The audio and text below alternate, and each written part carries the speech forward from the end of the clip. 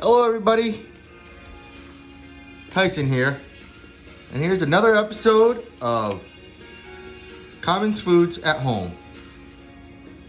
Now this is our third episode in the series of Shellfish Appetizer Platter. The unfortunate part, guys, is that this is actually my second take of this episode, and well, the oyster part got corrupted, so I'm not going to be able to show you the entire plate up, but we are going to be able to focus in on the barbecue oysters and the toast points. Now let's get started with some barbecue butter. Alright, what are we going to need? We're going to need 4 tablespoons of butter. Room temp if possible, it just makes it easier. Alright, that's about half a stick of butter. Next thing we're going to need is a teaspoon of granulated sugar. There we go. That right there. Then we're going to need barbecue seasoning. Barbecue seasoning you can find at several spice houses, and it's a barbecue rub. In all reality, I got mine from a local spice house. So 1 tablespoon of that. There we go.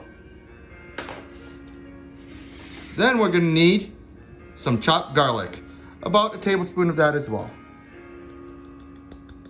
There we go. Some salt and pepper to taste.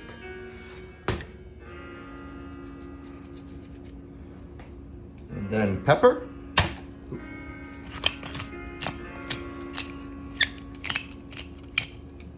There we go, like that.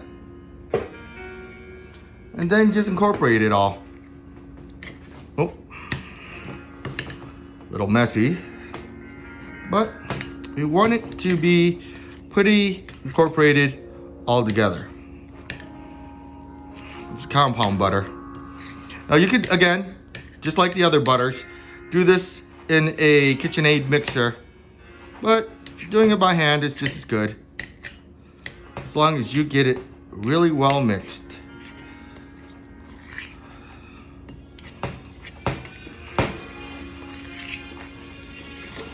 Like so. All right. There we go. Then we're just going to keep this to the side for now. Let's clean up our mess here.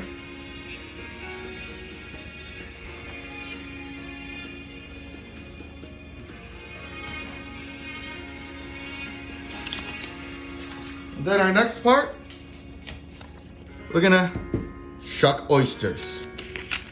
So what we're gonna need for shucking oysters are 2 things. We're gonna need an oyster knife and a towel. All right.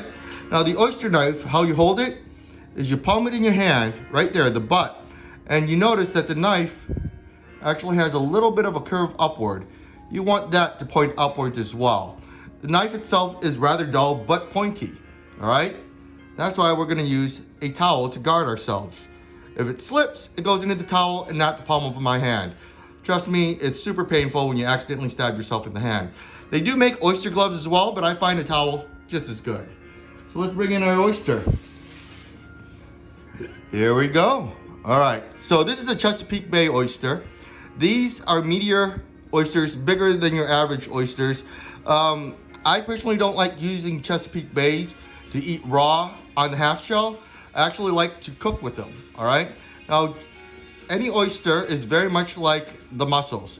You want to make sure that it's closed, it's not gaping open, and then give it a quick rinse and a bit of a scrub without soap, because a lot of oysters can be messy, as you see here.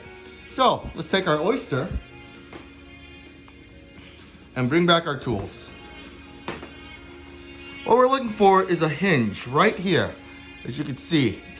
All right, you kind of want the hinge to point upwards. Not all oysters are going to do this, but a majority of them are. We're going to stick our knife in that hinge right here, as you can see, burrow in, then twist it like a key. Then we're going to scrape the top part to separate the top shell, and scrape the bottom part to loosen up the oyster. All right, let's do that. All right, holding my oyster knife correctly, burrow in deep. See where I got it on the tip right there, like that. Just wiggle it back and forth until you burrow, and then, see here? Twist it like a key. Sometimes it's difficult, sometimes it's super easy. This one seems a little bit more difficult. That's all right, I'm gonna burrow in a little bit more. There we go. See that snap? When you get that snap, you're gonna notice that the oyster has loosened right there. Then I'm gonna clean the tip of my knife on the towel, pry it open, like so, and then just slide in there. And then it should loosen up on its own like that. See? That's what you're kind of scraping against to loosen it. Then you're gonna wanna scrape the bottom to loosen the entire meat. Now, thing about oysters is every now and then you'll get a parasite in there. So check for parasites, make sure everything's good. Sometimes you'll find a crab, sometimes you'll find a worm. With those, I usually discard because I don't know the condition of the oyster at that point. All right, now that we got the oyster shucked, I actually chucked 4 ahead of time. Right here. All right. So, at this stage, sometimes I actually put these on the grill, but for today, I'm gonna use a blowtorch. Propane. Buy them at any hardware store. I actually use them, quite frankly, a lot for, I use them a lot for creme brulees, but they work for this purpose too. We're only just gonna start the cooking process of the oyster. It's super quick, like so. Cook. Oh.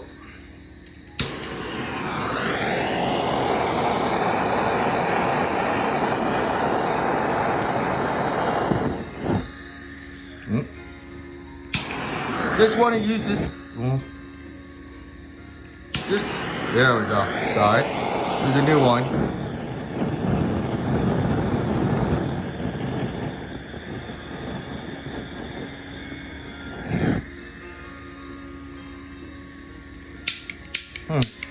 Having a little problem with this one.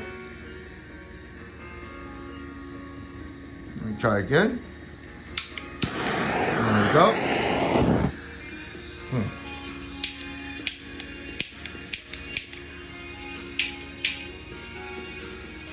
All right.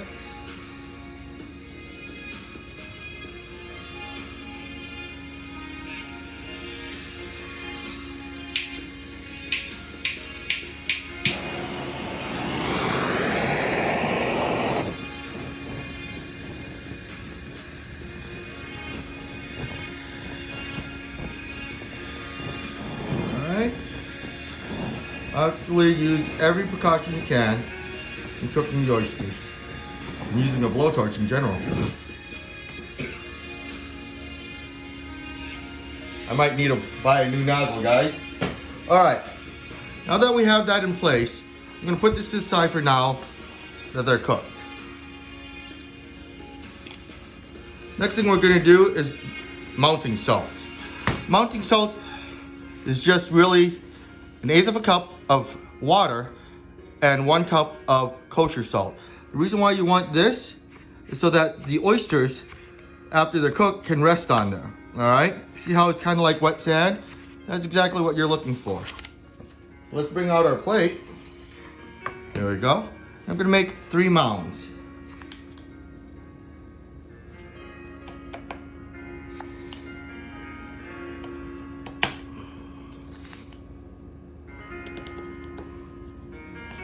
There we go. Maybe a little bit more there. Then I'm gonna take 3 oysters and put them on the mound.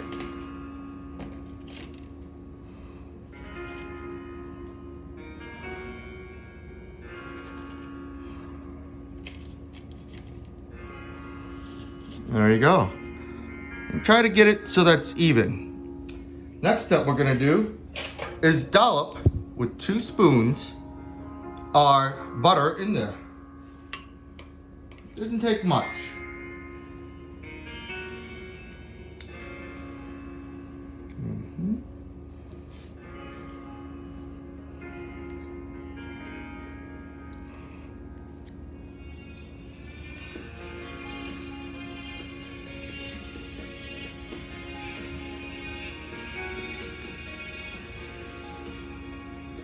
There we go.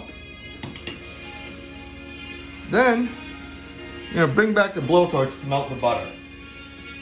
All right, let's see if this one's working again. There we go. You just wanna lightly melt it, like so.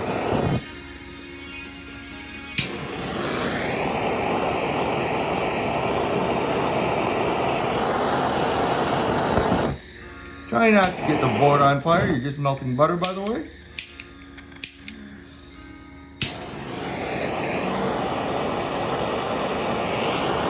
we go. Like that.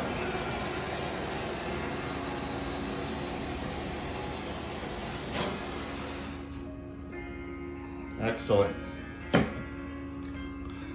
Take this, finish up the plate that was on the diagram, and serve it with some toast points. Delicious. Swear to God, one of my favorite things to eat. This has been Commons Foods at Home. If you like this video, please like, comment, and subscribe.